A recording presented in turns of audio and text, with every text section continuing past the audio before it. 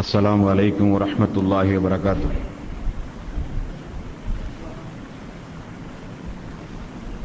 الحمد لله رب العالمين، نحمده ونستعينه ونستغفره ونعوذ بالله من شرور أنفسنا وسيئات أعمالنا، من يهده الله فلا مضل له ومن يضلل فلا هادي له، واشهد ان لا اله الا الله وحده لا شريك له، واشهد ان محمدا عبده ورسوله. يا ايها الذين امنوا اتقوا الله حق تقاته ولا تموتن الا وانتم مسلمون. يا أيها الناس اتقوا ربكم الذي خلقكم من نفس واحدة وخلق منها زوجها وبث منهما رجالا كثيرا ونساء، واتقوا الله الذي تساءلون به والأرحام إن الله كان عليكم رقيبا.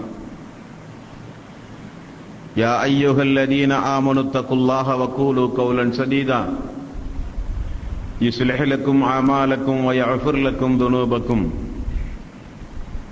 ومن يطع الله ورسوله فقد فاز فوزا عظيما.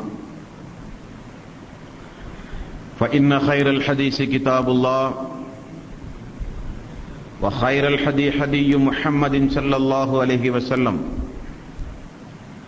وشر الأمور محدثاتها وكل محدثة بدعة وكل بدعة ضلالة وكل ضلالة في النار. வார்த்தைகளில் சிறந்தது அல்லாஹ்வுடைய வார்த்தை என்றும், வழிகாட்டுதலில் சிறந்தது நபிகள் நாயகம் ஸல்லல்லாஹு அலைஹி வஸல்லம் அவர்களுடைய வழிகாட்டுதல் என்றும், காரியங்களில் மிக மிக கெட்டது மார்க்கங்களில் புதுமைகளை உண்டாக்குவது, ஒவ்வொரு புதுமையான காரியங்களும் வழிகேடுகள் அனைத்தும் உங்களை நரகில் கொண்டு போய் சேர்க்கும் என்று ரசூல் ஸல்லல்லாஹு அலைஹி வஸல்லம் அவர்கள் தங்களுடைய ஒவ்வொரு சொற்பொழிவிலும் இந்த மனித சமூகத்திற்கு நினைவுபடுத்தியதை இந்த நல்ல சந்தர்ப்பத்தில் ஒன்று கூடி இருக்கின்ற உங்களுடைய சிந்தனையிலும் அந்த நபிமொழியை பதிவு செய்து கொள்ள கடமைப்பட்டிருக்கிறேன்.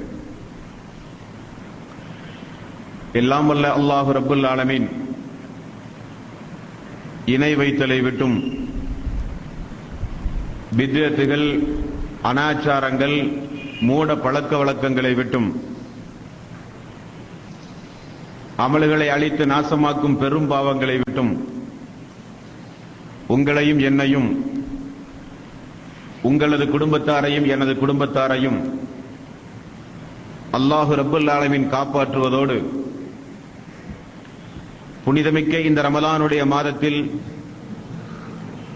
நாம் செய்கின்ற இபாதத்துகளின் கூலி அல்லாஹ் நிறைவாக மறுமை நாளில் தந்தருளி, அல்லாஹ்வுடைய ஏவல் விலக்கல்களை நம்முடைய வாழ்வில் நாம் முழுமையாக பின்பற்றி மரணிக்கின்ற பொழுது முஸ்லீமாகவே மரணித்து மறுமை நாளில் அவனுடைய கருணைக்கு உரியவர்களாக அல்லாஹ் நம் அனைவர்களையும் ஆக்கி அருள் புரிவானாக. அன்பிற்கும் பாசத்திற்கும் உரிய சகோதர சகோதரிகளே,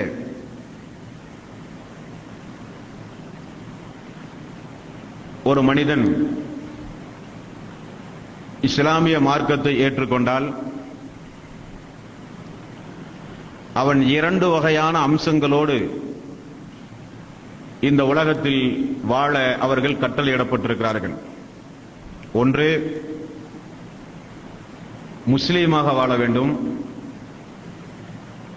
மற்றொன்று, ஈமானோடும் வாழ வேண்டும். ஈமான் என்பது உள்ளம் சம்பந்தப்பட்டது. ஈமான் என்பது நம்பிக்கை சம்பந்தப்பட்டது, உள்ளம் சம்பந்தப்பட்டது.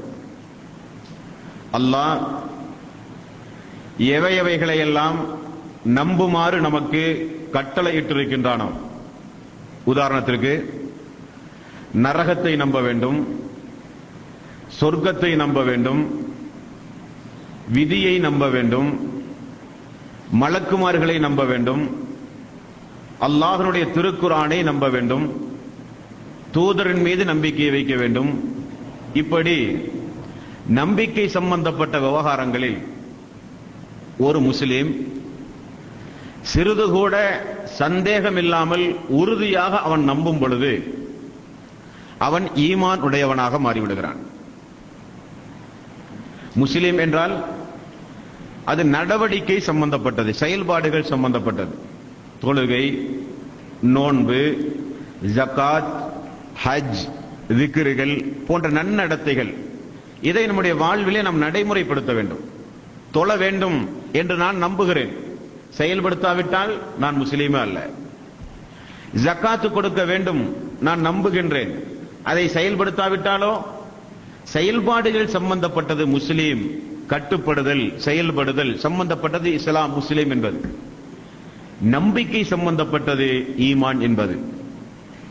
அதனுடைய ஒரு பாகமாக அல்லாஹ் அவனுடைய அருள்மறையாம் திருமறை குர்ஆனிலும் நபிகள் நாயகம் ஸல்லல்லாஹு அலைஹி வஸல்லம் அவர்கள் தங்களுடைய பொன்மொழிகளின் வாயிலாகவும் நம்பிக்கை சம்பந்தப்பட்ட முக்கியமான அம்சங்களிலே வானவர்களை நம்புவதையும் நமக்கு வலியுறுத்தி சொல்கிறார்கள். இந்த வானவர்கள் என்றால் யார்?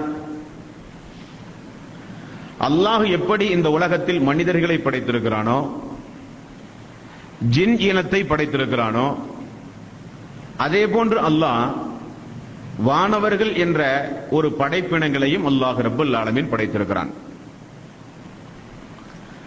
நபிகள் நாயகம் ஸல்லல்லாஹு அலைஹி வஸல்லம் அவர்கள் இந்த வானவர்களை குறித்து நமக்கு படித்து தரும் பொழுது, வானவர்கள் எதனால் படைக்கப்பட்டார்கள்? கேள்வி நம்பர் 1 என்ன? வானவர்கள் எதனால் படைக்கப்பட்டவர்கள்? மனிதர்களாகிய நாம் ஆதம் அலைஹிஸ்ஸலாத்து வஸ்ஸலாம் அவர்கள் முதலில் மண்ணினாலும் பிறகு வருகிற சந்ததிகள் இந்திரிய துளிலாலும் படைக்கப்பட்டவர்கள். ஜின் இனத்தை சார்ந்தவர்கள் சைத்தானையும் சேர்த்து. ஜின் இனம் எதனால் படைக்கப்பட்டது? நெருப்பினால் படைக்கப்பட்டது. அல்லாஹ்வுடைய சங்கைக்குரிய அந்த மலக்குமார்கள் எதனால் படைக்கப்பட்டார்கள்? ஒளியினால் படைக்கப்பட்டார்கள். எதனால் படைக்கப்பட்டார்கள்? ஒளியினால் படைக்கப்பட்டார்கள் என்று நபிகள் நாயகம் ஸல்லல்லாஹு அலைஹி வஸல்லம் அவர்கள் மலக்குமார்கள் எதன் மூலம் படைக்கப்பட்டார்கள் என்கிற வகுப்பை நமக்கு நடத்துகிறார்கள். நமக்கு நடப்பதற்கு 2 கால் உண்டு, 2 கை உண்டு, பார்க்கிற கண், கேட்கிற காது, நுகர்கிற மூக்கு, சுவாசிக்கின்ற மூக்கு, நுகர்கிற நாவு, எல்லாம் நம்முடைய உருவ அமைப்பில் அல்லாஹ் ரப்பல் ஆலமீன் நம்மை படைத்திருக்கிறான். ஜின்களை அல்லாஹ் ரப்பல் ஆலமீன் எப்படி படைத்திருக்கிறான்? நாம் யாரும் அதை பார்க்கவில்லை. மலக்குமார்களை அல்லாஹ் எப்படி படைத்திருக்கிறான்? ஒரு சில உருவ அமைப்புகளை அல்லாஹ் ரப்பல் ஆலமீன் நமக்கு சொல்லித் தருகிறான். அதை தாண்டி வானவர்களுக்கு எந்த கற்பனையும் நாம் கொடுத்து விட முடியாது. என்ன உருவ அமைப்பு? மலக்குமார்களை பொறுத்தவரையில் அவர்களுக்கு இறக்கைகள் இருப்பதாக அல்லாஹ் ரப்பல் ஆலமீன் சொல்கிறான். பறந்து செல்கிற இறக்கைகள் இருப்பதாக அல்லாஹ் ரப்பல் ஆலமீன் சொல்கிறான். எங்கே சொல்கிறான்? 35வது அத்தியாயத்தின் 1வது வசனம்.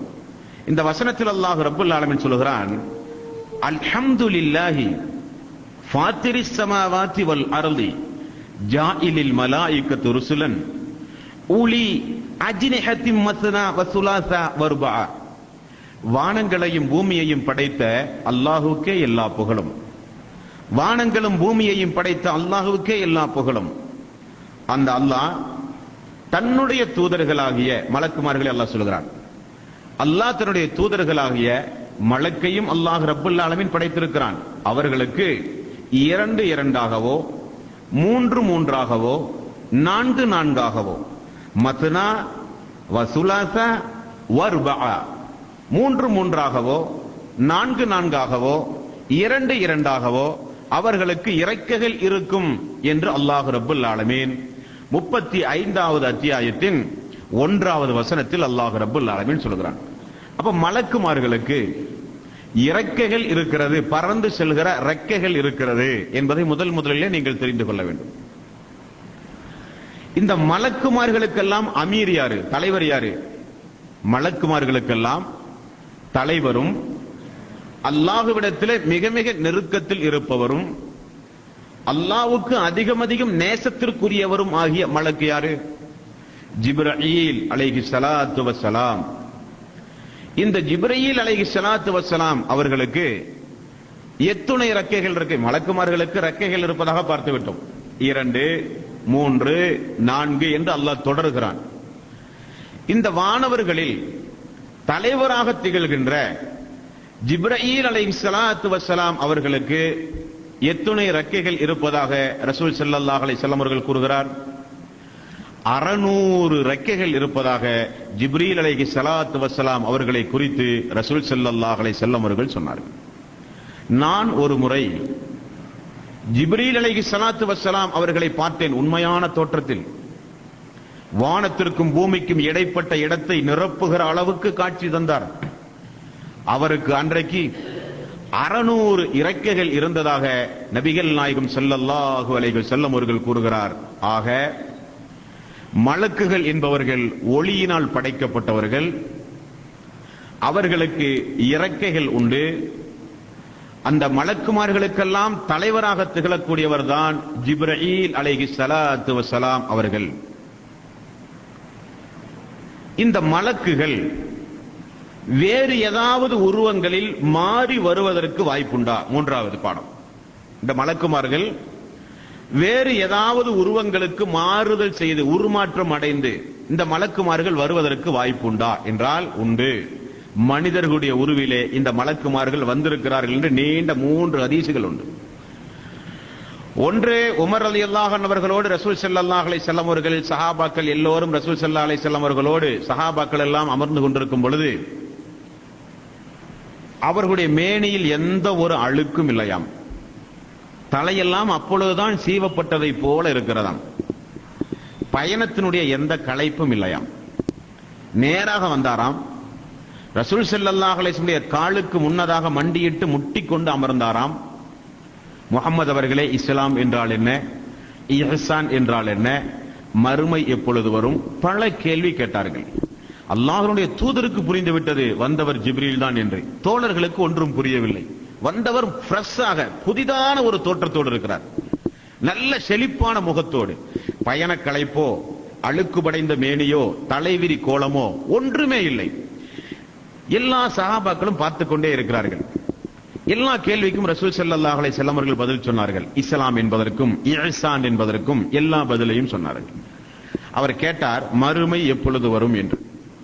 ரசூல் ஸல்லல்லாஹு அலைஹி வஸல்லம் அவர்கள் சொன்ன பதில் கேட்கப்பட்டவரை விட கேட்டவருக்கு நன்றாக தெரியுமே அந்த மறுமை எப்பொழுது வரும் என்று. அல்லாஹ், நீங்கள் உண்மையை சொன்னீர்கள், அல்லாஹ் நன்கு அறிந்தவனாக இருக்கிறான் என்று எழுந்து சென்றார்கள்.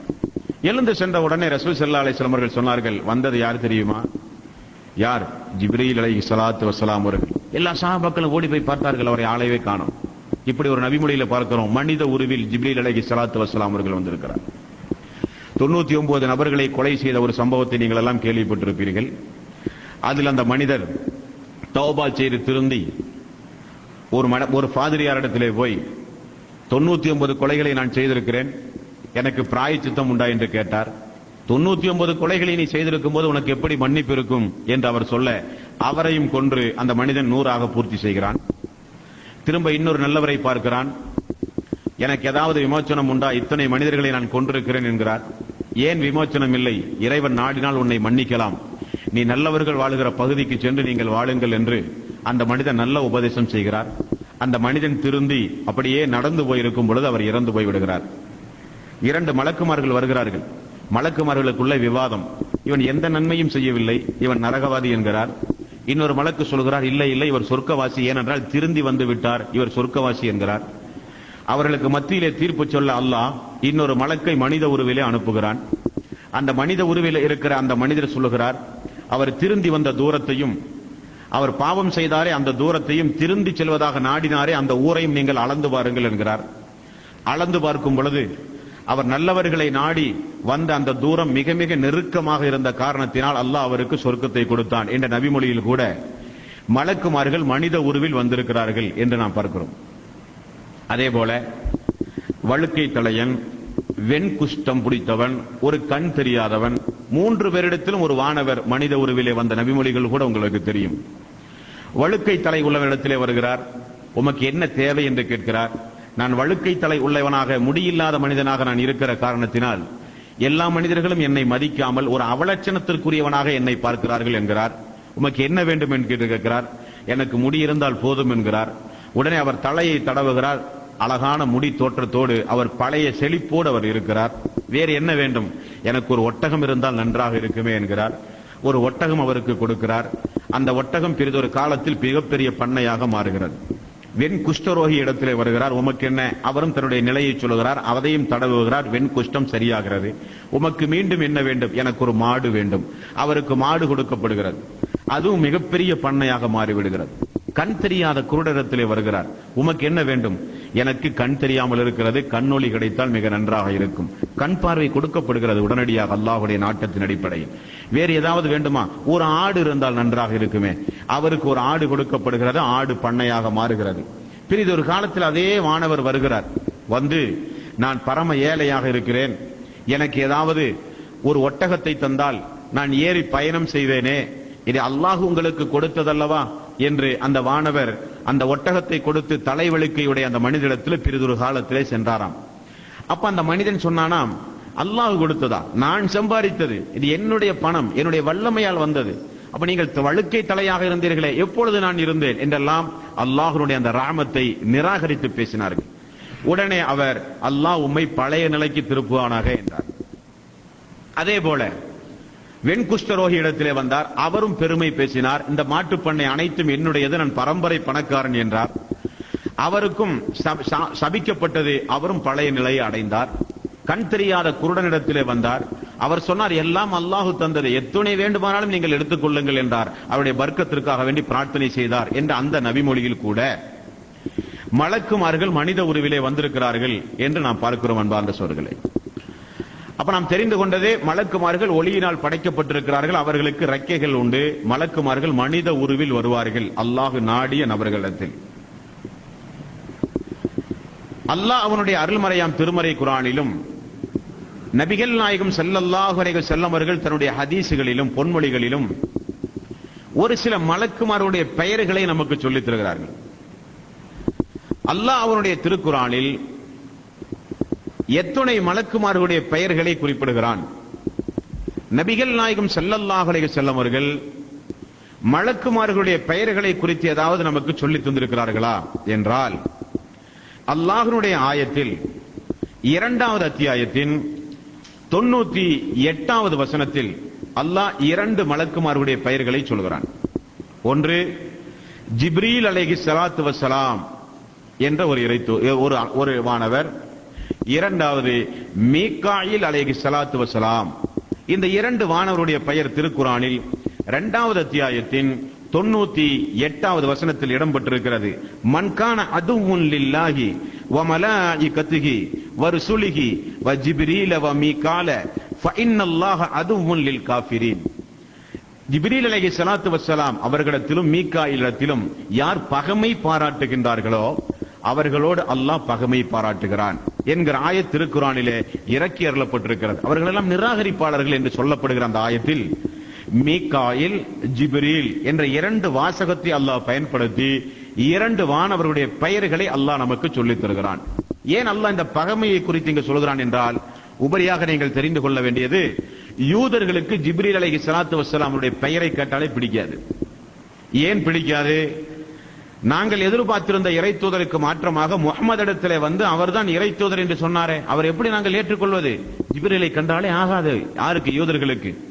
மூசா அலைஹிஸ்ஸலாத்து வஸ்ஸலாமுடைய சமூகத்திற்கு வேதனையை கொண்டு வந்தவர் என்றும், மூசா அலைஹிஸ்ஸலாத்து வஸ்ஸலாமுடைய சமூகத்தில் அவ்வப்போது பனு இஸ்ராயேலுடைய நடவடிக்கைகளை சுட்டிக் காண்பித்தார் என்ற அடிப்படையிலும் யூதர்களுக்கு ஜிப்ரீல் அலைஹிஸ்ஸலாத்து வஸ்ஸலாம் அவர்களை கண்டால் பிடிக்காது. மீகாயில் மீது அவர்களுக்கு மிகப்பெரிய பிரியம். அவர் பர்க்கத்தை கொண்டு வருகிறவர், மழையை கொண்டு வருகிறவர், வளத்தை கொண்டு வருகிறவர் என்றெல்லாம் மீகாயில் அலைஹிஸ்ஸலாத்து வஸ்ஸலாம் அவர்களின் மீது அளப்பெரிய பிரியமுடையவர்கள் யூதர்கள். ஆகவேதான் அல்லாஹ் ஜிப்ரீல் இடத்திலும் மீகாயிலிடத்திலும் யார் வேறுபாடு கற்பித்து பகைமை பாராட்டுகிறார்கள் அவர்கள் நிராகரிப்பாளர்கள் என்று அல்லாஹ் ரப்பல் ஆலமீன் சொல்கிறார். அடுத்து திருக்குர்ஆனில் அல்லாஹ் வேறு ஏதாவது மலக்குமார்களுடைய பெயர்களை அல்லாஹ் சொல்லுகிறானா என்றால், நரகத்தினுடைய காவலாளிகளாக 19 மலக்குமார்களை அல்லாஹ் சொல்லுகிறான். அதில் ஒருவருடைய பெயர் மாலிக் என்று அல்லாஹ் ரப்பல் ஆலமீன் திருக்குர்ஆனிலே சொல்கிறான். 43வது அத்தியாயத்தின் 77வது வசனம்.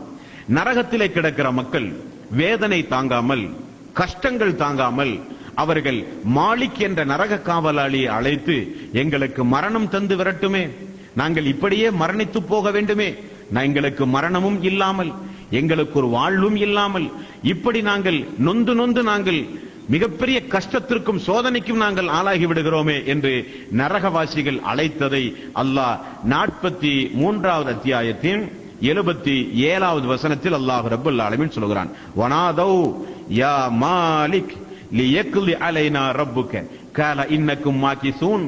எங்களுக்கு மரணம் உண்டாகட்டுமே, ஏன் எங்களுக்கு இந்த கொடுமை, ஏன் எங்களுக்கு இந்த வேதனை என்று மாலிக் என்ற ஒரு நரக காவலாளியை நரகவாசிகள் அழைத்து அல்லாஹ்விடத்திலே எங்களுக்கு மரணத்தை தர சொல்லுங்கள் என்று பரிந்துரை செய்ததாக இந்த வசனத்திலே பார்க்கிறோம். அப்ப மாலிக் என்ற பெயருடைய ஒரு மலக்கும் உண்டு. அதே போல நபிகள் நாயகம் ஸல்லல்லாஹு அலைஹி வஸல்லம் அவர்கள் ஒரு மலக்கினுடைய பெயரை சொல்கிறார். அவருடைய பெயர் என்ன? இஸ்ராஃபீல். இந்த இஸ்ராஃபீல் என்ற மலக்கினுடைய வேலை என்ன தெரியுமா? நபிகள் நாயகம் ஸல்லல்லாஹு அலைஹி வஸல்லம் அவர்கள் ஒரு கட்டத்திலே சொல்கிறார், எனக்கு எப்படி மகிழ்ச்சி வரும், எனக்கு எப்படி சந்தோஷம் வரும்.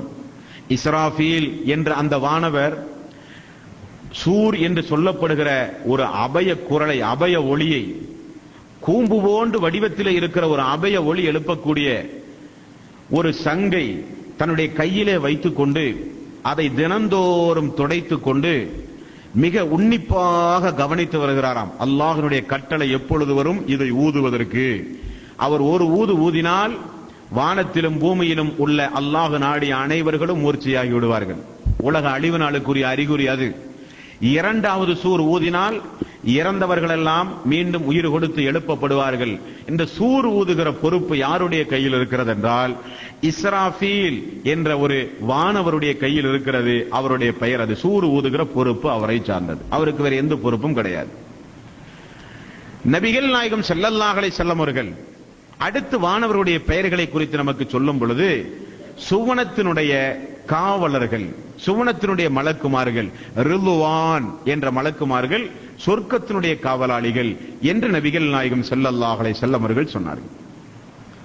அடுத்து கபறுகளிலே இறந்தவுடன் கேள்வி கணக்கு கேட்கப்படுகிற மலக்குமார்களுக்கும் பெயர் உண்டு. அது என்ன பெயர்? முன்கர், நக்கீர் என்ற மலக்குமார்கள் உண்டு. இப்படி ரசூல் ஸல்லல்லாஹு அலைஹி வஸல்லம் அவர்கள் நமக்கு ஒரு சில மலக்குமார்களுடைய பெயர்களையும் சொல்லித் தருகிறார்கள். அல்லாஹும் அவனுடைய திருக்குர்ஆனிலே ஒரு சில மலக்குமாருடைய பெயர்களை நமக்கு கற்பித்து தந்திருக்கிறான். நம்முடைய இஸ்லாமிய சமூகத்தில் இஸ்ராயில், அஸ்ராயில் என்றெல்லாம் உயிர் பறிக்கும் மலக்கு என்று நாம் எல்லாம் தப்பும் தவறுமாக நினைத்துக் கொண்டிருக்கிறோம். நாம ஒரு சில மலக்குமார்களுக்கு பெயர் வைத்து இவர் அந்த பணியை பார்ப்பார், இந்த பணியை பார்ப்பார் என்றெல்லாம் தப்பும் தவறுமாக நினைத்து வைத்திருக்கிறோம். அன்பார்ந்த சகோதர சகோதரிகளே, இந்த மலக்குமார்கள் என்பவர்கள் ஆணும் அல்ல பெண்ணும் அல்ல என்பதை முதலில் நீங்கள் புரிந்து கொள்ள வேண்டும். அவர்கள் ஒரு வித்தியாசமான படைப்பு. அதை நம்புவதுதான் ஈமானின் அடிப்படை. அந்த வித்தியாசமான படைப்பில் இருக்கக்கூடிய அந்த வானவர்களுக்கு அல்லாஹ்வுடைய தூதர் வருவதற்கு முன்னால் இருக்கிற யூதர்கள், முன்னால் இருக்கிற சமூக மக்கள் எல்லாம் பெண்களுக்கு பெயர் வைப்பதைப் போலவே வானவர்களுக்கும் பெயர் வைப்பார்களாம். அந்த வானவருக்கு இந்த பெயர், இந்த வானவருக்கு இந்த பெயர் என்றெல்லாம் வானவர்களுக்கு பெயர் வைத்து அல்லாஹ் கூறாத, அவனுடைய தூதர்கள் கூறாத ஒரு சில காரியங்களை வானவர்களின் மீது ஒரு சில பொய்யான பெயர்களை வைத்து அழைக்கிற பழக்கம் மனித சமூகத்திலே இருந்ததை அல்லாஹ் சுட்டி காண்பித்து அந்த செயல் கூடாது என்று அல்லாஹ் கண்டிக்கிறான். 53வது அத்தியாயத்தின் 27வது வசனம். வீணாக நாம கற்பனை செய்து மலக்குமார்களுக்கு எந்த பெயர்களையும் வைத்துவிடக் கூடாது என்பது இந்த ஆயத்தினூடாக அல்லாஹ் நமக்கு விளக்குகிற ஒரு உண்மை. இன்னல்லதீன லா யுமினூன பில் ஆகிரா, யார் ஈமான் கொண்டு முஸ்லீமாக, யார் ஈமான் கொண்டு மறுமையை அஞ்சி வாழ்கிறார்களோ அவர்கள் மறுமையை குறித்து நம்பிக்கை இல்லாமல் வாழ்கிறார்கள். யார் முஸ்லீமாக இல்லாமல், ஈமான் கொள்ளாமல், மறுமையை குறித்து நம்பிக்கை கூட இல்லாமல் இந்த உலகத்தில் யார் வாழுகிறார்கள், அவர்கள் என்ன செய்கிறார்கள் தெரியுமா? லா யுஸம்மூனல் மலாயிகத தஸ்மியத்துல் உன்சா, பெண்களுக்கு பெயரிடுவதை போல மலக்குமார்களுக்கு அவர்கள் பெயரிடுகிறார்கள். யார் அவர்கள்? மறுமையை நம்பாதவர்கள், முஸ்லீமாக இல்லாதவர்கள், தாண்டோடித்தனமாக உலகத்திலே வாழக்கூடியவர்கள். அல்லாஹ் சொல்லாமல், தூதர்கள் சொல்லாமல் இவர்களாக கற்பனை செய்து மலக்குமார்களுக்கு பெயரிடுகிற ஒரு பழக்கத்தை அல்லாஹ் ரப்பல் ஆலமீன் கண்டிக்கிறான். அன்பா அந்த சகோதரர்களே, இப்ப நாம பார்த்த விஷயம் ஒரு 3-4 விஷயத்தை பார்த்தோம்.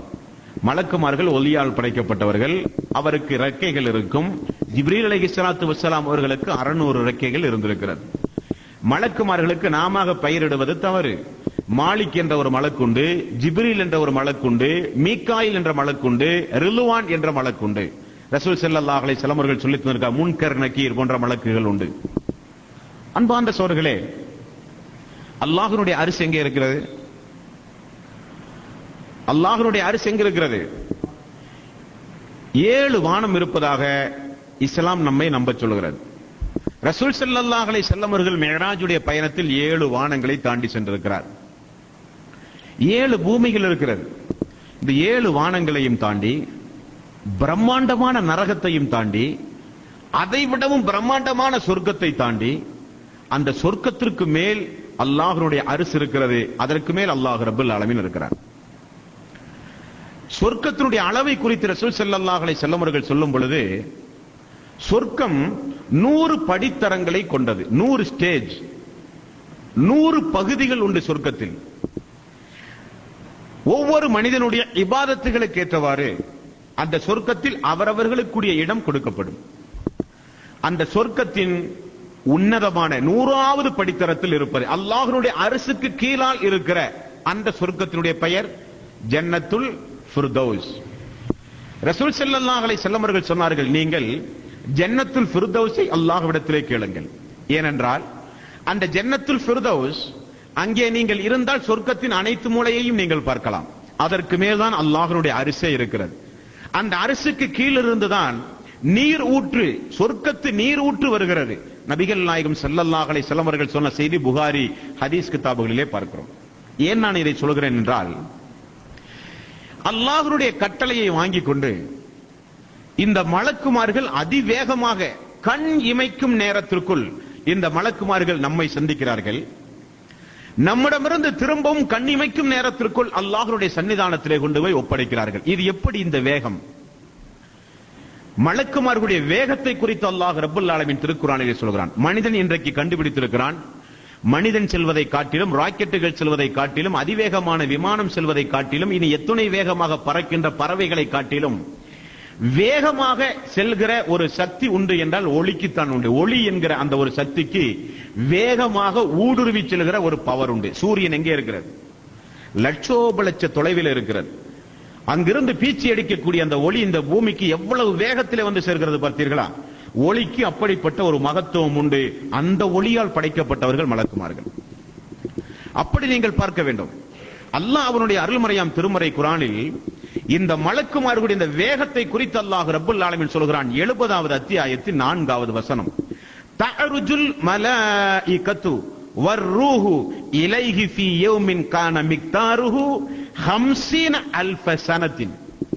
நீங்கள் 5000 ஆண்டுகள் பயணம் செய்கிற அந்த தூரத்தை என்னுடைய இந்த மலக்குமார்கள் ஒரு நாளில் அடைந்து விடுவார்கள். சுப்ஹானல்லாஹ்.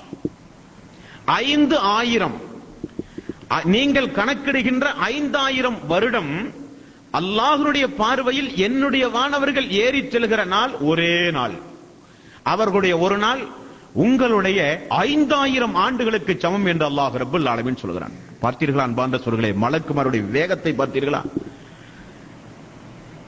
அல்லாஹ் ரப்பல் ஆலமீன் ஒரு அடியானை மரணிக்க செய்ய நாடினால் எப்படி அவன் சட்டென மரணித்து போகிறான்? என்ன காரணம்? அல்லாஹ் வானவர்களுக்கு இடுகிற கட்டளை வானவர்கள் உடனடியாக நிறைவேற்றுகிற அந்த ஒரு யதார்த்தம். அதைத்தான் அல்லாஹ் ரப்பல் ஆலமீன் சொல்கிறான். அப்படியானால் அன்பார்ந்த சகோதரர்களே, புனிதமிக்க ரமலானுடைய மாதத்திலே நாம் எல்லாம் இருக்கிறோம்.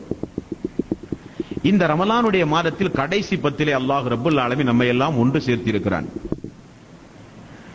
நாம் இந்த பாடத்தின் வாயிலாக தெரிந்து கொள்ள வேண்டிய முக்கியமான அம்சம், நம்முடைய கண்களுக்கு தெரியாத ஒரு படைப்பை குறித்து ஒரு தியரியாக, ஒரு பாடமாக அறிந்து கொள்வது நம்முடைய நோக்கம் அல்ல.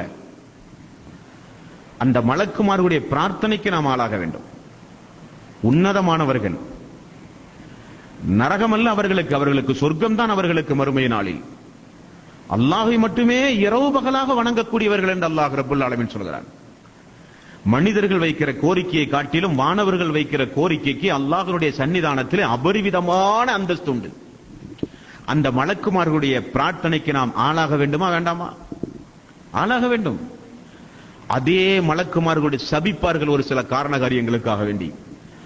அந்த சாபத்திலிருந்து நாம் ஒதுங்கி வாழ வேண்டுமா வேண்டாமா? ஒதுங்கி வாழ வேண்டும்.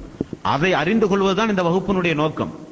வெறுமனே ஒரு உருவம் இருப்பதாகவும் அதற்கு ரெக்கைகள் இருப்பதாகவும் அவர்கள் இப்படியெல்லாம் என்னென்ன பொறுப்புகளிலே பணியமர்த்தப்பட்டிருக்கிறார்கள் என்பதை அறிவது நோக்கம் அல்ல.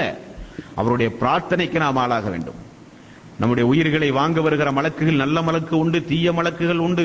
தீயடியார்களுக்கு வருகிற மலக்கு, நல்லவர்களுக்கு வருகிற மலக்கு, ஆயிரம் ஆயிரம் மலக்கு. அன்பார்ந்த சகோதர சகோதரிகளே, உதாரணத்திற்கு பாருங்களேன், இந்த பிரம்மாண்டமான இந்த ஒரு உலகம், நமக்கு முன்னால் கோடான கோடி மில்லியன் கோடி மக்கள் வந்தார்கள், மரணித்தார்கள், அல்லாஹ்வுடைய சன்னிதானத்திற்கு பரிசக்கூடிய வாழ்க்கைக்கு சென்று விட்டார்கள். இனி அல்லாஹ்வுடைய நாட்டத்தின் அடிப்படையில் வரப்போகிறார்கள். இந்த கோடான கோடி மக்களையும் அல்லாஹ் ரப்பல் ஆலமீன் இந்த வானவர்களின் மூலம்தான் அல்லாஹ் மிகப்பெரிய ஒரு நிர்வாகமே நடத்துகிறான். ஏன் அல்லாஹ் நேரடியாக நிர்வாகம் நடத்தக்கூடாதா என்றால் இது அல்லாஹ்வுடைய ஒரு தனி சிறப்பு. கடையிலே ஒரு முதலாளி இருக்கிறார், பணிக்கு ஒரு பணியாளனை வைத்திருக்கிறார். பலியான இடத்திலே ஒரு பொருளை வாங்கி வர சொல்லவோ ஒரு வேலையை சொல்லவோ செய்கிறார் என்றால் முதலாளியால் அந்த வேலை செய்ய முடியாது என்ற பொருள் அல்ல. பணியாளரிடத்திலே சொல்ல செய்து அவர் வாங்கி வருவதன் மூலம் அவருடைய அந்தஸ்து தான் கூடுகிறது. அல்லாஹ் ரப்பல் ஆலமீன் பல துறைகளுக்கு அல்லாஹ் பல மலக்குமார்களை அல்லாஹ் வைத்திருக்கிறான். உதாரணத்திற்கு இன்றைய வகுப்பில் நாம் பார்க்க போவது, நமக்கு அல்லாஹ் எத்தனை மலக்க வச்சிருக்கிறான். அல்லாஹ் ரப்பல் ஆலமீன் அவருடைய அருள்மறையாம் திருமறை குர்ஆனில் ஒரு இடத்தில் சொல்கிறான், கண்காணிப்புக்கு மத்தியில் நீங்கள் வாழ்கிறீர்கள், கண்காணிப்பாளர்களுக்கு மத்தியிலே நீங்கள் வாழ்கிறீர்கள். உங்களுடைய ஒவ்வொரு பேச்சும் பதிவு செய்யப்படாமல் இல்லை. அல்லாஹ் ரப்பல் ஆலமீன் நம்மை குறித்து சொல்கிறான், 7 வானங்களையும் தாண்டி அரிசிலே நான் இருக்கிறேன் என்பதற்காக வேண்டி உங்களை பார்க்காமல் இருக்கிறேன் என்று நீங்கள் நினைத்து விடாதீர்கள். மிகப்பெரிய கண்காணிப்புக்கு மத்தியிலே நீங்கள் வாழ்கிறீர்கள். அன்பார்ந்த சோர்களே, ஒரு மனிதன் படைக்கப்பட்டதிலிருந்து சுபஹானல்லாஹ் பாருங்கள், அவன் கொண்டு போய் அடக்கப்பட்ட நாள் வரை, இனி மறுமையில் அவனை எழுப்பி நரகம் சொர்க்கம் தீர்மானிக்கப்படுகிற வரை என்று வைத்துக் கொள்ளுங்களேன். ஒவ்வொரு மனிதருக்கும் என்று அல்லாஹ் நியமிக்கப்பட்டிருக்கிற மலக்குமார்களை நான் இப்பொழுது பட்டியல் போடுகிறேன். சுப்ஹானல்லாஹ் பாருங்கள், கணவனும் மனைவியும் இல்லற வாழ்க்கையில் ஈடுபட்டு அல்லாஹ் அவர்களுக்கு குழந்தை செல்வத்தை கொடுக்க நாடினால் அவர்களுக்கு கருவுற ஆரம்பிக்கிறார்கள். வேண்டுமான கரு தாயினுடைய கருவறையில் சேமிக்கப்பட்டால் அல்லாஹ் உடனே 120 நாட்கள் கழித்து, புகாரிலே வருகிற செய்தி, 120 நாட்கள் கழித்து அல்லாஹ் ஒரு மலக்கை தாயினுடைய கருவறையிலே இருக்கிற குழந்தைக்கு அல்லாஹ் உடனே அனுப்புகிறான். வருகிற அந்த மலக்கு அந்த குழந்தைக்கு கண், காது, உருவ அமைப்பு, சதை பிண்டம், நல்லவனா கெட்டவனா எல்லா விதிகளையும் எழுதி முடித்து வைக்கிறார். அல்லாஹ்விடத்திலே கேட்கிறார், யா அல்லாஹ், நீ சொன்னதை நிறைவேற்றி விட்டேன் யா அல்லாஹ், இது ஆனா இது பெண்ணா, நான் என்ன எழுத வேண்டும் யா அல்லாஹ், இந்த சிசு ஆனா பெண்ணா யா அல்லாஹ். அல்லாஹ் கூறியதை எழுதி விடுகிறார். அப்படியானால் இந்த ஹதீஸின் மூலம் நமக்கு தெரிவது, கரு உற்ற உடனே அல்லாஹ் ஒரு மலக்குமார்களை அந்த கருவை வளர்த்தி ஆளாக்கி அந்த கரு இந்த பூமியில் பிறக்கிற வரை அல்லாஹ் ஒரு மலக்கை அனுப்புகிறான். இனி அன்பார்ந்த சோர்களே, நாம் வளர்ந்து இனி ஆளாகிறோம்.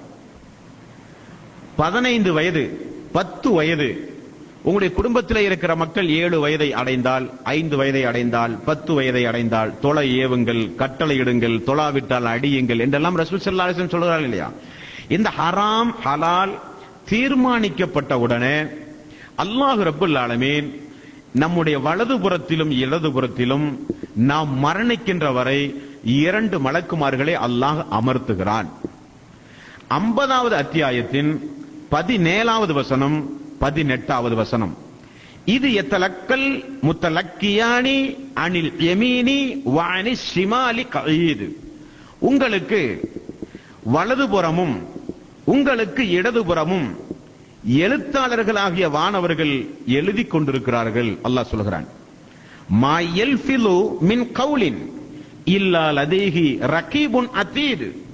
நீங்கள் பேசுகிற ஒவ்வொரு பேச்சையும் அவர்கள் பதிவு செய்யாமல் விடுவதே இல்லை என்று அல்லாஹ் ரப்பல் ஆலமீன் நமக்குரிய மீண்டும் உள்ள ஒரு 2 மலக்குமார்களை அல்லாஹ் ரப்பல் ஆலமீன் சொல்கிறான். அப்ப நமக்கு கருவில் இருக்கும் பொழுது ஒரு மலக்கு, நாம் பிறந்து ஹராம் ஹலாலை செய்ய எட்டுகிற அந்த வயது வரும் பொழுது மீண்டும் 2 மலக்கு, நாம் இபாதத்து செய்யும் பொழுது நம்முடைய இபாதத்துகளை பத்திரமாக எடுத்து அல்லாஹ்வுடைய சன்னிதானத்திலே கொண்டு போவதற்கு தினமும் 2 மலக்கு. முஸ்லிம் என்று சொல்லப்படுகிற ஹதீஸ் கிதாபிலே பார்க்கிறோம், ஃபஜ்ருடைய நேரத்திலும் அஸருடைய நேரத்திலும் மலக்குமார்கள் சந்திக்கின்ற நேரமாம்.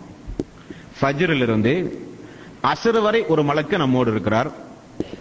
அஸரிலிருந்து மீண்டும் இரவு பொழுது பூராக இருந்து ஃபஜ்ர் வரை மீண்டும் ஒரு மலக்கு நம்மோடு இருக்கிறார். ஃபஜ்ர் வரை, ஃபஜ்ரிலிருந்து அஸர் வரை நாம் செய்கிற நடவடிக்கை முழுக்க முழுக்க முழுக்க பதிவு செய்து அஸருடைய ஜமாத்துக்கு அவர் புறப்பட தயாராகிறார். அஸரிலிருந்து இஷா வரை, ஃபஜ்ர் வரை இருக்கிற மலக்கு அஸர் நேரத்திலே திரும்ப வருகிறார். இருவரும் அல்லாஹ்வை சந்திக்கும் பொழுது அல்லாஹ் கேட்கிறானாம், எல்லாம் அறிந்த அல்லாஹ் கேட்பானாம், என்னுடைய அடியானை எந்த நிலையில் சந்தித்தீர்கள், எந்த நிலையில் விட்டு வந்தீர்கள்? ஃபஜ்ரிலிருந்து அஸர் வரை சந்தித்த அந்த மலக்கு சொல்லுவாராம், யா அல்லாஹ், நாங்கள் செல்லும் பொழுதும் ஃபஜ்ருக்கு நாங்கள் செல்லும் பொழுதும் அவன் தொழுகையாளியாக இருந்தான், அஸருக்கு அவனிடமிருந்து விடை வரும்போதும் அவன் பள்ளியிலே தொழுகையாளியாக இருந்தான். யா அல்லாஹ், நாங்கள் அஸருக்கு சந்திக்கும் பொழுதும் அவன் தொழுகையாளியாக இருந்தான், அஸரிலிருந்து நாங்கள் ஃபஜ்ருக்கு விடை வரும் பொழுதும் அவன் தொழுகையாளியாக இருந்தான். அப்பொழுது நம்முடைய இபாதத்துகள் தினந்தோறும் அல்லாஹ்விடத்திலே சமர்ப்பிப்பதற்கு என்று 2 மலக்கு. இனி அல்லாஹ்வுடைய பள்ளியில் ஹய்யா அலஸ் ஸலா ஹய்யா அலல் ஃபலா, தொழுகையின் பக்கம் வாருங்கள், வெற்றியின் பக்கம் வாருங்கள் என்ற அழைப்பு கொடுக்கப்பட்டு பள்ளியை நோக்கி வீட்டிலிருந்து ஒது செய்து அடியெடுத்து வைத்து பள்ளிக்கு வருகிறோம். வந்து அமர்ந்து சுன்னத்தான 2 ரக்காத்து தொழுது இக்காமத்தை எதிர்பார்த்து ஃபர்லான தொழுகைக்காக வேண்டி அமர்ந்து கொண்டிருக்கும் பொழுது மீண்டும் ஒரு மலக்கு நமக்காக வேண்டி வருகிறார். அவருடைய பணி என்ன? யா அல்லாஹ், ஃபர்லான இபாதத்தை எதிர்பார்த்து உன்னுடைய அடியான் இங்கே அமர்ந்து கொண்டிருக்கிறான், யா அல்லாஹ், அவனுக்கு நீண்ட ஆயுளை கொடு, அவனுக்கு நீண்ட செல்வாக்கை கொடு, உடல் ஆரோக்கியத்தை கொடு யா அல்லாஹ், அவனுடைய இபாதத்தை நீ ஏற்றுக்கொள் யா அல்லாஹ் என்று மலக்குமார்கள் அமர்ந்து கொண்டிருப்போமே ஃபர்லான தொழுகை எதிர்பார்த்து நமக்காக வேண்டி பிரார்த்தனை செய்கிற மலக்கு வருகிறார்கள். இக்காமத்து சொல்லப்பட்டது அன்பார்ந்த சோர்களே, சஃபிலே வந்து நிற்கிறோம். அந்த சஃபில் நீங்கள் வலதுபுறம் நின்றால் யா அல்லாஹ், மீண்டும் ஒரு மலக்கு துவா, யா அல்லாஹ், இமாமுடைய வலது பாகத்தை யார் பூர்த்தி செய்யாரோ அவருக்கு யா அல்லாஹ் நீ மறுமை நாளிலே கிருபை செய், அவனுக்கு வளத்தை கொடு, செல்வ செழிப்பை கொடு யா அல்லாஹ். நபிகள் நாயகம் ஸல்லல்லாஹு அலைஹி வஸல்லம் அவர்கள் சொன்னார்கள். அப்ப தொழுகை எதிர்பார்த்து அமரும் பொழுதும் மலக்குமார்களுடைய பிரார்த்தனை, மலக்குமார்கள் நம்மோடு இருக்கிறார்கள். தொழுகைக்கு வலது சஃபில் இருக்கும் போதும் மலக்குமார்கள் நம்மோடு இருக்கிறார்கள். நபிகள் நாயகம் ஸல்லல்லாஹு அலைஹி வஸல்லம் அவர்கள் சொன்னார்கள். இப்படி நமக்கென்று உண்டான மலக்கு. இனி 6வது அத்தியாயத்தின் 61வது வசனத்தில் அல்லாஹ் ரப்பல் ஆலமீன் சொல்கிறான், உயிரை கைப்பற்றுவதற்கென்றே உங்களிடத்தில் ஒரு சில மலக்குமார்களை நான் நியமனம் செய்து வைத்திருக்கிறேன். ஹத்தா இதா ஜாஅ அஹதகுமுல் மௌத் தவஃபத்துஹு ருசுலுனா வஹும் லா யுஃபர்ரிதூன். நான் ஒரு சில தூதர்களை நியமனம் செய்து வைத்திருக்கிறேன். அவர்களுடைய பணி, மரண நேரம் உங்களுக்கு வந்தால் உங்களை மரிக்க செய்து விடுவார்கள் அவர்கள். அல்லாஹ் ரப்பல் ஆலமீன் சொல்கிறான், மௌத்துடைய மலக்கு நமக்கு கூடயே இருப்பார்கள். அன்பான சகோதரர்களே, மலக்கு நன்மை தீமை எழுதுகிற மலக்கு, பள்ளிக்குள் வந்து இபாதத்து செய்தால் நமக்காக வேண்டி துஆ செய்கிற மலக்கு, வீதிகளிலே நடக்கும் பொழுது நம்மை பின்தொடர்ந்து வந்து கொண்டிருக்கின்ற மலக்குல் மௌத் என்று சொல்லப்படுகிற மலக்கு. நபிகள் நாயகம் ஸல்லல்லாஹு அலைஹி வஸல்லம் அவர்கள் கூறினார்கள், இன்னும் ஒரு சில மலக்கு, அவருடைய டியூட்டி என்ன தெரியுமா? அவர்கள் ஜும்மாவுடைய நாளில் மட்டும்தான் வருவார்கள். ஜும்மாவுடைய பாங்கோசை, அந்த ஜும்மாவுடைய பாங்கோசைக்கு முன்னதாக பள்ளி வாயில் திறக்கப்பட்டவுடனே பள்ளியினுடைய வாசலில் வந்து நிற்பார்கள். அவர்களுடைய பணி என்ன அன்பார்ந்த சகோதரர்களே? அவர் ஜும்மாவுக்கு மட்டுமே இந்த உலகத்தில் இறங்கப்படக்கூடிய மலக்கு.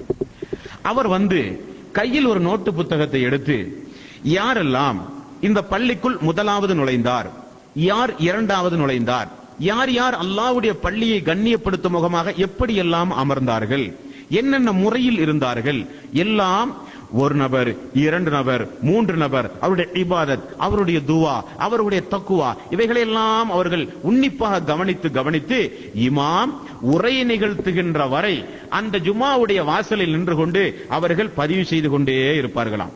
இமாம் ஜுமாவுடைய மேடையில் ஏறினால் புத்தகத்தை மூடி அவர்களும் உரையை கேட்க அமர்கிறார்கள். நபிகள் நாயகம் ஸல்லல்லாஹு அலைஹி வஸல்லம் அவர்கள் சொன்னார்கள். பார்த்தீர்களா சோர்களே, ஜுமாவுடைய நேரத்திற்கென்றே ஒரு சில மலக்குமார்கள். அதுபோக நபிகள் நாயகம் ஸல்லல்லாஹு அலைஹி வஸல்லம் அவர்கள் சொன்னார்கள், பண வசதி படைத்த செல்வந்தர்களிடத்தில் தினந்தோறும் 2 மலக்கு இறங்குகிறார்கள். அவர்களுடைய பணி என்ன அன்பார்ந்த சோர்களே? அவர்களுக்கு எந்த பணியும் கிடையாது. வசதி படைத்தவர்களிடத்தில் 2 மலக்கு தினந்தோறும் இறங்குவார்கள். அந்த மலக்கு, ஒரு மலக்கு என்ன செய்வாராம், அந்த வசதி படைத்த அந்த அடியான் அல்லாஹ்வுடைய பாதையில் தர்மமாக, ஜக்காத்தாக, ஏழை எளியவர்களுக்கு வாரி வாரி அந்த அடியான் கொடுக்கும் பொழுது அந்த ஒரு வானவர் சொல்லுவாராம், யா அல்லாஹ், நீ கொடுத்த செல்வத்தை இந்த அடியான் முறையாக செலவு செய்கிறான், யா அல்லாஹ், அவனுக்கு நீ மென்மேலும் பொருளாதாரத்தில் அபிவிருத்தியை கொடு, அவனுக்கு நீண்ட ஆயுளை கொடு என்று ஒரு வானவர் பிரார்த்தனை செய்வார். அதே நேரத்தில் அந்த செல்வந்தன் கஞ்சனாக, தர்மம் கொடுக்காமல், ஜக்காத்து கொடுக்காமல், ஹஜ் செய்யாமல், பொருளாதாரத்தை வைத்து செய்ய வேண்டிய இபாதத்துகளை செய்யாமல் அவன் ஒரு கஞ்சனாக இந்த உலகத்தில் வாழ்ந்தால் அவனை குறித்து அந்த மலக்குமார் என்ன செய்வார், யா அல்லாஹ், இந்த பொருளாதாரம் இவனிடத்தில் இருக்கக்கூடாது, அதோ ஒரு மூமின் இருக்கிறானே, தான தர்மம் கொடுக்க வேண்டும், ஜக்காத்து கொடுக்க வேண்டும் என்று அள்ளும் பகலும் அழுது தொழுது உள்ளத்தை உன்னுடைய தர்மத்தால் நிரப்பி வைத்திருக்கிறானே, அவனுக்கு நீ இடமாற்றம் செய்ய அல்லாஹ், இவனிடத்தில் இந்த பொருளாதாரம் வேண்டாம், இவன் ஒரு கஞ்சனாக இருக்கிறான், நீ கொடுத்த இந்த பொருளாதார அருட்கொடையை வீணடிக்கிறான் யா அல்லாஹ், குடும்பத்திற்காக வேண்டி மட்டுமே வைக்கிறான், கையை மிக மிக சுருக்கி கொண்டான் யா அல்லாஹ், ஆகவே பொருளாதாரத்தில் இனி இவனுக்கு நீ அபிவிருத்தியை உண்டாக்காதே, அந்த பொருளாதாரத்தை வேறு யாருக்காவது மாற்றிவிடு யா அல்லாஹ் என்று வானவர்கள் அவனுக்காக வேண்டி சபிக்கிறார்கள் என்றும் நபிகள் நாயகம் ஸல்லல்லாஹு அலைஹி வஸல்லம் அவர்கள் சொன்னார்கள். செல்வந்தர்களுக்காக வேண்டி இறங்குகிற வானவர்கள். அதுபோக நபிகள் நாயகம் ஸல்லல்லாஹு அலைஹி வஸல்லம் அவர்களுக்கு அருளப்பட்ட திருக்குர்ஆனில் அல்லாஹ் ரப்பல் ஆலமீன் சொல்கிறான், 41வது அத்தியாயத்தின் 30வது வசனம். இந்த மலக்கு யாரு? யார் தக்குவாவோடு இருக்கிறார்களோ, பாந்த சோர்களை கவனிக்கணும், யார் தக்குவாவோடு இருக்கிறார்களோ, அல்லாஹுவை தவிர யாருக்கும் பயப்படாமல், ஹராமான காரியத்திலிருந்து முழுக்க முழுக்க விலகி, நன்மையான காரியத்தை தன்னால் இயன்றவரை செய்து, உண்மை இறை விசுவாசியாக இந்த உலகத்தில் இருக்கும் பொழுது அல்லாஹ் அவனை காப்பாற்ற வேண்டுமா வேண்டாமா? அவனை அதிகம் அதிகம் இந்த உலகத்தில் வாழ வைக்க வேண்டுமா வேண்டாமா? மனித தீங்கிலிருந்து அவனை அல்லாஹ் காப்பாற்ற வேண்டுமா வேண்டாமா? அல்லாஹ் அந்த ஒரு ஏற்பாட்டை செய்வதற்கென்று ஒரு சில மலக்குமார்களை அல்லாஹ் வைத்திருக்கிறார். 41வது அத்தியாயத்தின் 30வது வசனம். இன்னல்லதீன காலூ ரப்புனல்லாஹ் சும்ம இஸ்தகாமு ததனஸ்ஸலு அலைஹிமுல் மலாயிகத்து அல்லா தகாஃபு வலா தஹ்சனு வ அப்ஷிரு பில் ஜன்னத்தி அல்லதி குன்தும் துஅதுன். அல்லாஹுவை ரப்பாக ஏற்றுக்கொண்டு அல்லாஹுடைய விஷயத்தில் உறுதியாக யார் அல்லாஹுவை நம்புகின்றார்களோ அவர்களிடத்தில் அல்லாஹ் வானத்திலிருந்து மலக்குமார்களை இறக்குகிறான். அந்த மலக்கு என்ன சொல்லுவாராம், அல்லா தகாஃபு வலா தஹ்சனு வ அப்ஷிரு பில் ஜன்னத்தி அல்லதி குன்தும் துஅதுன். நீங்கள் பயப்படாதீர்கள், அச்சப்படாதீர்கள், நீங்கள் தைரியமாக இருங்கள், உங்களை நாங்கள் இம்மையிலும் மறுமையிலும் பாதுகாப்போம், சொர்க்கம் செல்லுகிற வரை நாங்கள் தான் உங்களுக்கு உற்ற நண்பர்கள் என்று அந்த மலக்குமார்கள் சொல்வதாக அல்லாஹ் ரப்பல் ஆலமீன் சொல்லுகிறான். 13வது அத்தியாயத்தின் 11வது வசனத்திலும் நீங்கள் பார்க்கலாம், லஹு முஅக்கிபாத்துன் மின் பைனி யதைஹி வ மின் ஹல்ஃபிஹி யஹ்ஃபுலூனஹு மின் அம்ரில்லாஹ். அல்லாஹ்வுடைய கட்டளைக்கேற்ப மூமின்களை அல்லாஹ் பாதுகாக்கிறானாம். எப்படி? அவர்களுக்கு முன்னால் ஒரு வானவர், அவருக்கு பின்னால் ஒரு வானவர், இந்த 2 வானவர்களை அல்லாஹ் அனுப்பி அல்லாஹ் தன்னுடைய மூமின்களை பாதுகாக்கிறான். 13வது அத்தியாயத்தின் 11வது வசனம். அன்பார்ந்த சகோதரர்களே, இப்னு கசீர் பிரசித்தி பெற்ற நபிமொழிகள் தஃப்சீர்களிலே பார்க்க முடிகிறது. இந்த ஆயத்தின் விளக்கமாக சங்கைமிக்க சஹாபாக்கள் சொல்கிறார்கள், ஒவ்வொரு மூமினுக்கும் முன்பின்னாக அல்லாஹ் மலக்கை கொடுத்து அவர்களை பாதுகாக்கிறான். அவர்கள் மூமினாக இருக்கிறவரை அல்லாஹ்வுடைய கட்டளை அவர்களை பாதுகாக்க வேண்டும் என்று. நிராகரிப்பான காரியத்தை செய்தாலோ, அல்லாஹ்வுடைய கோபத்தை, அல்லாஹ்வுடைய சாபத்தை தட்டி எழுப்புகிற காரியத்தை செய்தாலோ, அந்த மலக்குமார்கள் அவனிடமிருந்து விடை பெற்று விடுவார்கள். அவன் விபத்திலோ அல்லது ஒரு அகால மரணத்தை அவன் அடைந்து விடக்கூடும். நபிகள் நாயகம் ஸல்லல்லாஹு அலைஹி வஸல்லம் அவர்கள் சொன்னார், கைவிட்டு விடுவார்கள் மலக்குமார்கள். மலக்குமாருடைய உதவி நமக்கு இருக்காது. நபிகள் நாயகம் ஸல்லல்லாஹு அலைஹி வஸல்லம் அவர்கள் சொன்னார்கள்.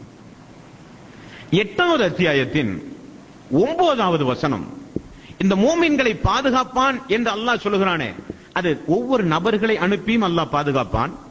ஒரு சில நேரத்தில் மிகப்பெரிய படையை அனுப்பி அல்லாஹ் பாதுகாப்பான். உதாரணத்திற்கு போர்கள் சொல்லலாம்.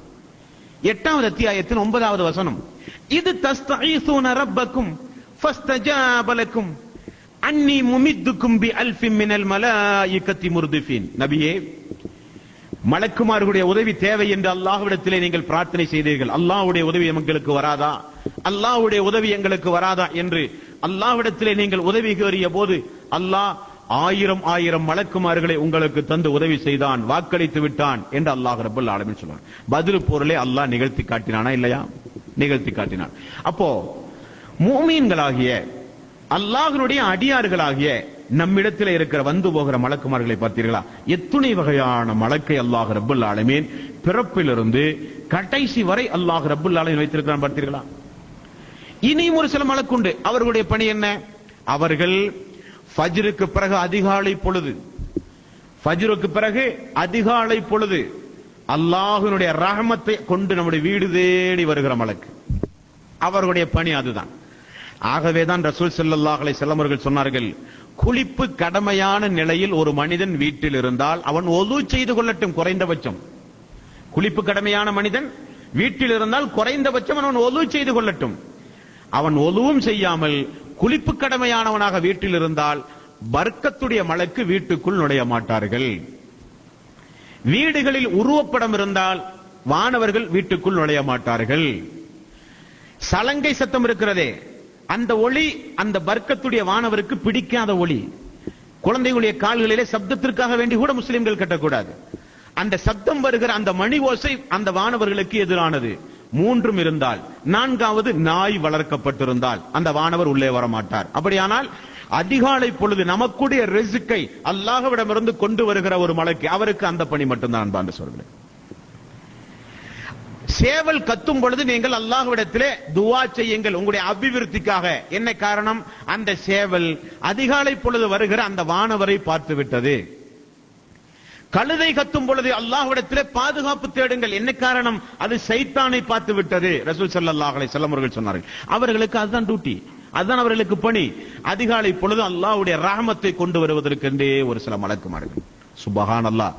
அன்பார்ந்த சகோதரர்களே, இப்ப எத்தனை மலக்கு நம்ம கேள்விப்பட்டிருப்போம்.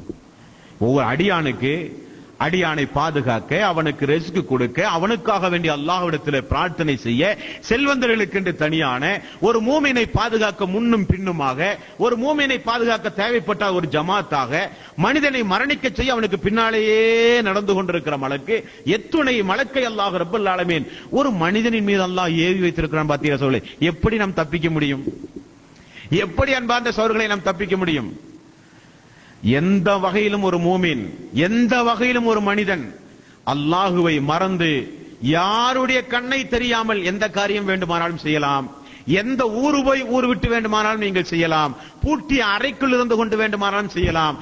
நடுநிசி இரவிலே 1:30 மணி 3 மணிக்கு எழுந்து நீங்கள் செய்தாலும் மலக்குமாருடைய கண்களை நீங்கள் கட்ட முடியாது. அல்லாஹ்வுடைய கண்களை நீங்கள் கட்ட முடியாது. மனிதருடைய கண்கள் இருந்து ஒளிந்து வேண்டுமானால் நீங்கள் தீமைகளை செய்யலாம். நான் சொன்ன இத்துணை மலக்குமாருடைய கண்களை கட்டி ஒரு காரியத்தை உங்களால் செய்ய முடியுமா? முடியாது. அப்ப என்ன நினைக்கணும்? முதல்ல அல்லாஹ் நம்மளை மிகப்பெரிய அளவில் அல்லாஹ் ரப்பல் ஆலமீன் நம்மை கண்காணித்துக் கொண்டிருக்கிறான். எந்த அளவுக்கு தெரியுமா? ஒரு சில மலக்குமார்கள் இருப்பார்கள். இந்த 2 மலக்குமார்களுக்கு அல்லாஹ் ஒரு சில நேரங்களில் ஒரு சில கட்டளை பிறப்பிக்கிறான். பாருங்கள், நாமெல்லாம் மனிதர்கள் தானே. ஏதாவது ஒரு தீமையை செய்ய வேண்டும் என்று நாமெல்லாம் எண்ணுவது இயற்கை, தவிர்க்க முடியாது. ஏதாவது ஒரு தீமை செய்ய மாட்டோம், செய்வதாக ஒரு எண்ணம், விபச்சாரமோ மதுபானமோ ஏதாவது ஒரு ஹராமான ஒரு காரியத்தை செய்ய வேண்டும் என்று நம்ம எண்ணும் பொழுதே மலக்குமார்கள் எழுத போறாங்க. அப்ப அல்லாஹ் தஆலா சொல்கிறான், என்னுடைய அடியான் தீமையான எண்ணங்களை மனதில் எண்ணும் பொழுது நீங்கள் எழுதாதீர்கள். அவன் பேசினாலோ அதை நடைமுறைப்படுத்தினாலோ அல்லாஹ்வுடைய ரஹ்மத்தை, அல்லாஹ்வுடைய அருளை இந்த இடத்தில் நீங்கள் நினைக்க வேண்டும் அன்பார்ந்த சகோதரர்களே. நீங்களோ நானோ நம்முடைய வாழ்வில் வந்து போவது தவிர்க்க முடியாத இயற்கை.